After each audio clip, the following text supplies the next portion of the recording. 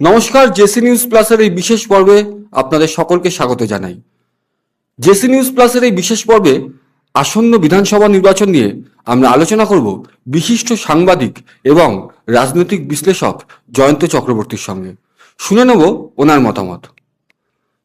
ইমন প্রথমেই বলি যে তুমি আমাকে বললে রাজনৈতিক বিশ্লেষক, আমাকে ক্রীড়া বিশ্লেষক হিসেবে লোকে বাইরে চেনে, কিন্তু রাজনীতি সম্পর্কে আমার আগ্রহ সীমাহীন। এবং আমি যেহেতু বিভিন্ন চ্যানেল এবং বিভিন্ন সংবাদপত্রে হেড করেছি, নিউজ এডিটর হিসেবে কাজ করেছি, এডিটর হিসেবে কাজ করেছি, তাই রাজনীতি সম্পর্কেও আমার একটা গভীর ব্যাপ্তি রয়েছে। এবং সেই সম্পর্কে বিষয় থেকে বলতে পারি যে পশ্চিমবঙ্গের ইদানিংকালে দেখতে পাচ্ছি যে মোটামুটি ভাবে যারা নতুন ভোটার, যে জি বলতে যারা ভোটার, তারা কিন্তু ভোটদানে খানিকটা বিমুখ হয়ে যাচ্ছে।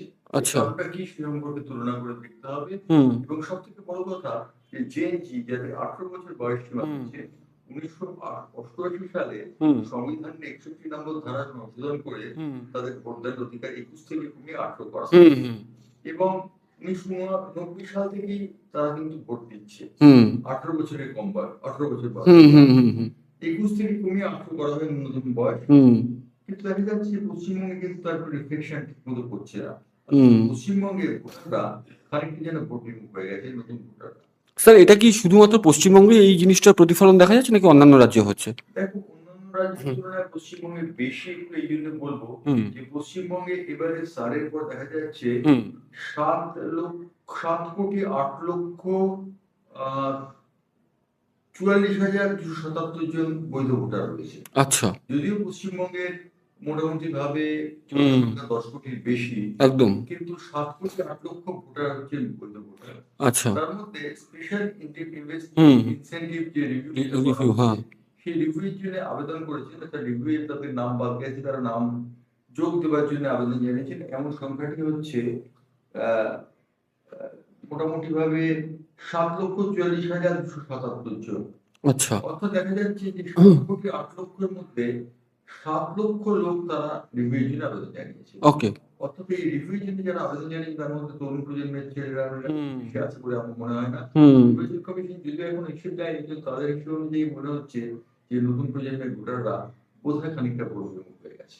স্যার, এর কি অন্যতম কারণ দুর্নীতি? মানে নতুন প্রজন্মের ভোটাররা দুর্নীতি পছন্দ করে না? অন্যতম কারণ দুর্নীতি আমি বলবো না। আমার যেটা মনে হচ্ছে, প্রথম কথা হচ্ছে তারা ভোট দিয়ে কি হবে এরকম একটা মানসিক ধরে মধ্যে এটি মুদ্রার এপিটের ওপিট তারা বলছে ভোটাররা দেবো না, ইন্টারেস্ট নেই সেরকম পাবে। দ্বিতীয় যে বিষয়টি হচ্ছে দুর্নীতি, তুমি যেমনটা বললে একটা বড় ঘটনা। দুর্নীতি দেখতে দেখতে এবং নেতাদের ছবি দেখতে দেখতে তারা ক্লান্ত হয়ে পড়েছে। একদম ভোট সম্পর্কে অনীহা এসে গেছে। একটা বিষয়, এই প্রজন্ম কিন্তু অত্যন্ত স্বার্থপর। জানি তারা নিজেদের কেরিয়ার সম্পর্কে বেশি ভাবছে। একদম স্যার। আইটি সেক্টরে একটা ভালো চাকরি, তারপর বিদেশ চলে যাওয়া, এদিকে তাদের নজর, তাদের নজর কিন্তু ভোটের দিকে নয়।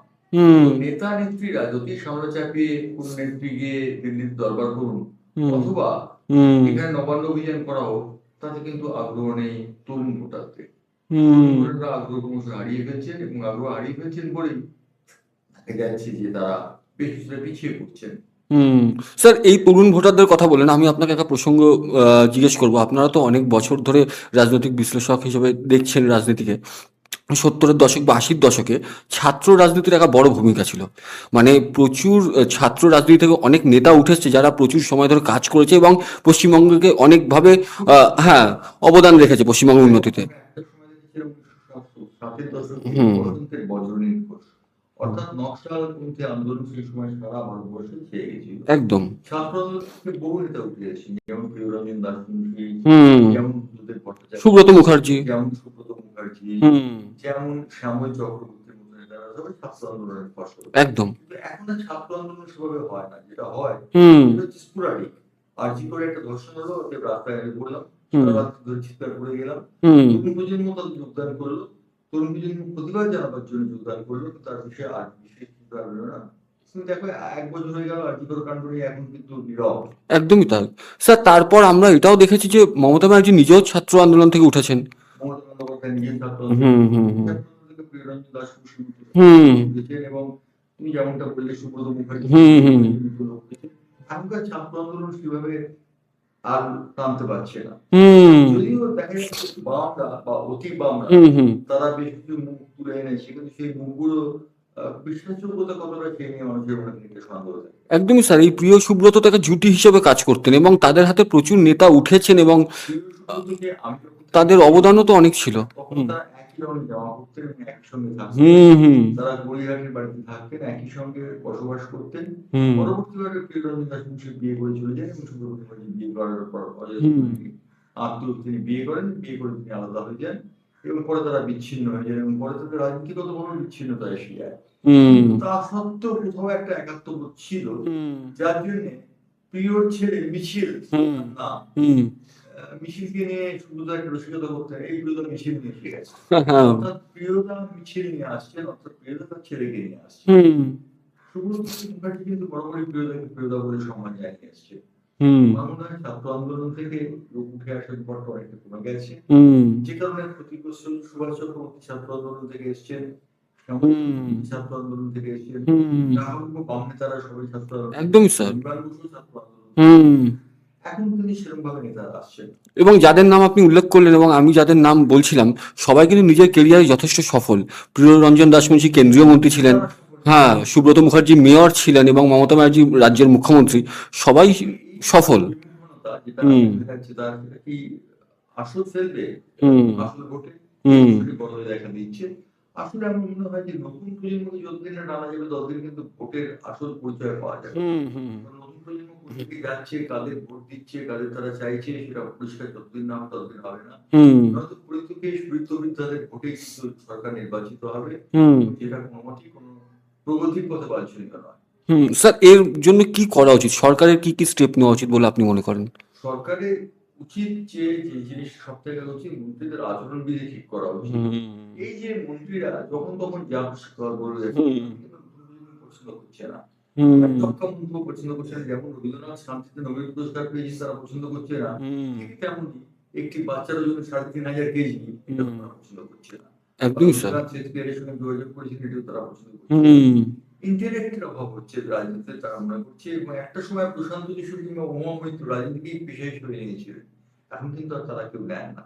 হুম আজকের প্রজন্ম আর পেশা হিসেবে রাজনীতিকে নিতে চায় না, সেটা একটা বড় কারণ এবং সেই কারণেই হয়ে যাচ্ছে এই মুহূর্তে রাজনৈতিক বিমুখতা।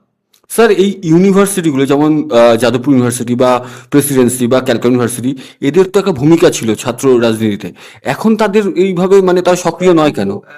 সক্রিয়, তাদের বৃহত্তর রাজনীতির যে প্রভাব সেটা তাদের খানিকটা পড়েছে। হুম হুম হুম তাদের সামনে আদর্শ কে ছিল? সেই সময় আদর্শ যারা ছিলেন, হুম তারা তো এখন আর কেউ নেই। একদমই। এখন সামনে যারা আদর্শ তারা নিজেরাই ভুলভাল বকছেন। এবং হুম ভুলভাল বকার জন্য তাদের কিন্তু ক্ষতিও হচ্ছে। হুম তারা সেটা মানছেন কি মানছেন না সেটা বড় কথা নয়। হুম কিন্তু দেখা যাচ্ছে যে কোনো ক্ষেত্রে দেখা যাচ্ছে যে মমতা বন্দ্যোপাধ্যায়ের বিরোধিতা করলে হুম ভালো লাইক পাওয়া যাচ্ছে, ভালো শেয়ার হচ্ছে। হুম মমতা বন্দ্যোপাধ্যায়ের বিপক্ষে বললেও ভালো লাইক হচ্ছে, ভালো শেয়ার পাওয়া যাচ্ছে। হুম সুতরাং এক্ষেত্রে কিন্তু মুশকিল হয়ে যাচ্ছে যে তরুণ প্রজন্ম বুঝতে পারছে না তারা কি করবে। হুম সেই কারণে তারা ভোট থেকে খানিকটা দূরে সরে রয়েছে।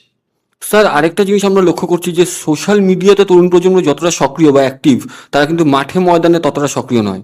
এইটা খুব ইম্পর্টেন্ট কথা বলেছেন। হুম সোশ্যাল মিডিয়ার তরুণ প্রজন্ম অত্যন্ত অ্যাক্টিভ, হুম তারা মাঠে ময়দানে সরব না। এটা খুব অত্যন্ত সত্যি কথা এবং হুম এই সত্যি কথা থেকে একটা জিনিস প্রমাণ হয়ে যাচ্ছে। সেটা হচ্ছে ভোট দেবার যে প্রবণতা আছে, বুথে গিয়ে ভোট দেব, হুম হুম সেই প্রবণতাটা কমে যাচ্ছে। সোশ্যাল মিডিয়ায় তারা বিপ্লব করছে। একদমই তাই। সোশ্যাল মিডিয়ায় বিপ্লব করে তো আসল বিপ্লব হুম হবে না। হুম সুতরাং বসন্তের বজ্রনীল ঘোষের মতো যদি কোনো বিপ্লব করতে হয়, হুম সেটা ভালো ছিল না মন্দ ছিল, খারাপ ছিল না ভালো ছিল, তার বিচার আমি হুম করছি না। হুম হুম আমার প্রশ্ন হচ্ছে তাদের মাঠে নামতে হবে। হুম তারা যদি মাঠে না নেমে দূরে বসে থাকে তাহলে তো কিছুই হবে না। একদমই স্যার। এবং আপনি যেটা বলছেন যে সোশ্যাল মিডিয়ার যে বিপ্লবটা, সেটা মাঠে ময়দানে যতদিন না আসবে, নতুন জোয়ার নবজোয়ার ততদিন আসবে না রাজনীতিতে।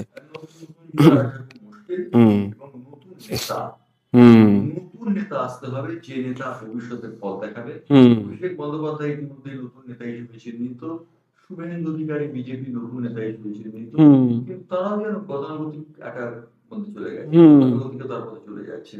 এটা কোনো মতেই বাঞ্ছনীয় নয়। হুম এবং যদি দেখা যায় যে নতুন কোনো নেতা এসে নতুন কোনো কথা শোনাচ্ছেন, তাহলে কিন্তু নতুন প্রজন্ম আবার ভোটদানে আওয়াজ হয়ে যাবে। একদমই। ততদিন আমাদের কোনো আশা নেই।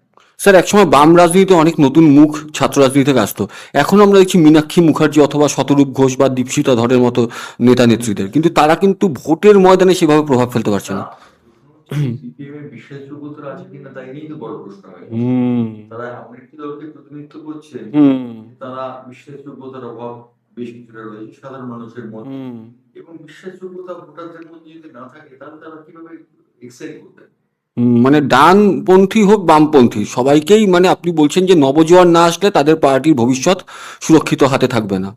এবং ভবিষ্যৎ প্রজন্মের কথা ভেবে হুম আমরা কাজ করি, হুম যে কোনো কাজই ভবিষ্যৎ প্রজন্মের কথা ভেবে হয়। হুম রাজনীতির ক্ষেত্রে দেখা যাচ্ছে রাজনীতিতে একটা অনীহা এসছে, একটা অ্যাপাথি এসছে, হুম সেটা যতদিন না দূর হবে ততদিন পর্যন্ত ভারতীয় রাজনীতি এভাবে চলতে থাকবে। একদমই স্যার। এবং সোশ্যাল মিডিয়ার যে বিপ্লব বা ফেসবুক টুইটারে যে বিপ্লবটা, সেটা মাঠে ময়দানে না আসলে রাজনীতির অগ্রগতি হবে না। একদমই তাই। হুম সোশ্যাল মিডিয়া যতদিন না কনসেন্ট্রেট হবে মাঠে হুম ময়দানে, ততদিন কিন্তু রাজনীতি এরকম থাকবে।